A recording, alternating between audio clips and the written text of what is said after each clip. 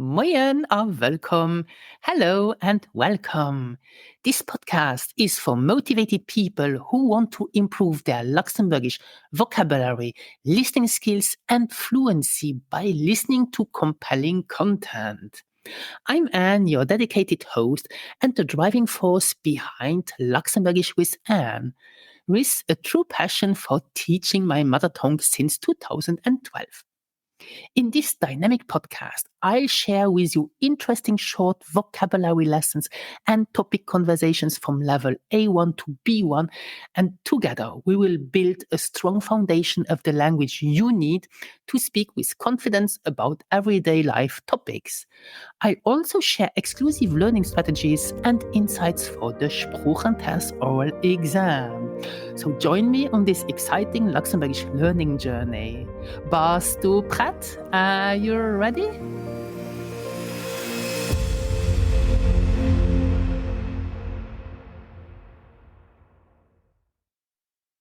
Moin and welcome to the episode Nummer 40. And in this episode, you'll be learning useful vocabulary and phrases that are related to the topic post office. And we will start with some key vocabulary, and then we will practice with useful sentences to use at the post office. So, bist du prett? Are you ready? Dann los. So let's get started with some vocabulary. So, do you know the word for the post office in Luxembourgish? Yes, this is Post. Post. It is a feminine noun, therefore we use the definite article t before post. Donc, Post. Yeah? And here are some important words with their article in their plural, in the singular and plural form. For example, the postman is in Luxembourgish de briefträger, de briefträger, it's a masculine noun, but if it is a woman, you would say t briefdrejers, feminine noun, okay? Ich wiederhole, de briefträger oder t briefdrejers. Now to talk about the post office clerk, so the people who are working at the post office, you would say if it is a man, the Postbeamten, the Postbeamten. If it is a woman, the Postbeamtin, the Postbeamtin. Let's continue. A stamp is, yes, this is un timbre, and pronounce it timbre, un timbre, masculine noun, and the plural is timberen, timberen. Good. The parcel is the pack or the colis. Both are synonyms. So you can say for a parcel, a pack or a colis, or the pack or the colis when it's definite. Do you know how to say the envelope? This is easy. That is d'enveloppe. D'enveloppe, so feminine word, and an envelope is eng envelope, and the plural is enveloppen, enveloppen. Good. The letter is de brief, it's a masculine noun, and the plural is, for to say the letters, is t'brieven, t'brieven. If it is indefinite, you just say brieven for letters, brieven, and the letters t'brieven. Now, do you know how to say to send a letter? So this is a brief schicken. To send is schicken, but you can as well use the verb verschicken. So both are synonyms. Donc a brief schicken oder a brief verschicken.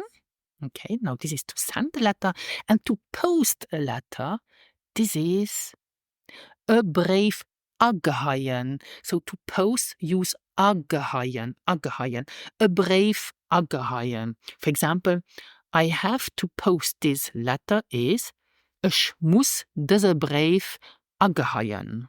Ich muss diese Brief agehaien. Now, before sending your letter, you will need to insert the address of the receiver, right? So the address and the name of the receiver is den Empfänger. The receiver is den Empfänger. Den Empfänger.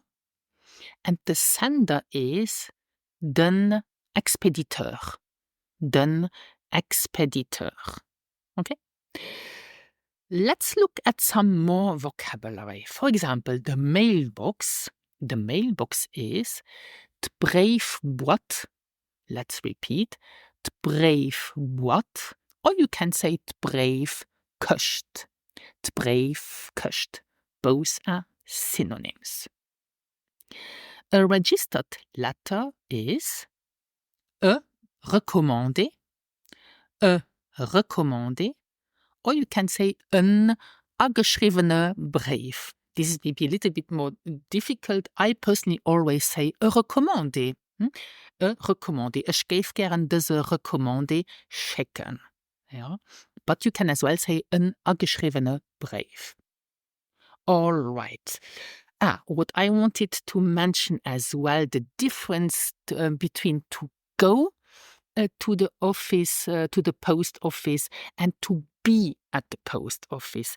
So if you want to say, I go to the post office, you will have to say, ich ging op d post. Ich ging op d post. So use the preposition op, and here d post. So the D apostrophe, d post. Ich ging op d post. But if you are at or in the post office, you will have to say ich zin op da post. Here we have in the dative case, because this is a position, then the D apostrophe becomes da. Okay, so have you understood the difference? So to be at the post office is ich zin op da post, but if you go there is ich gin op post. Okay, so this is quite important to make the difference in Luxembourgish when you have a preposition in a sentence, here like op. You need to watch out the verb. Is it a verb showing a direction, or is it a position verb? Yeah. Let's practice now with some useful phrases that you could use before going to the post office or at the post office. For example, if you want to ask someone, where can I buy a stamp? Do you remember the word for a stamp? Yes, this is een timbre. So you would say, wo kann ich een timbre kaufen? Wo kann ich een timbre kaufen? And the person might answer, ma ja, op der Post oder am Kiosk.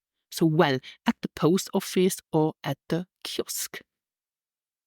Now, when you are at the post office and you'd like to ask the post office clerk, I would like to buy 2 post stamps, you would say, ich will gern, or ich gave gern, 2 Timbren kaufen. Okay, so I would like to buy 2 post stamps.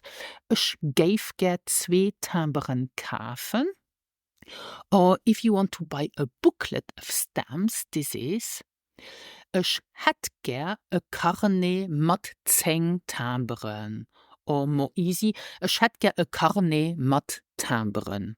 Ich hätt gern a Carnet mat Timbren. So this is a booklet of stamps. If you want to ask, I would like to send this parcel to London. So, do you remember the word for parcel? This is either a pack or a colis.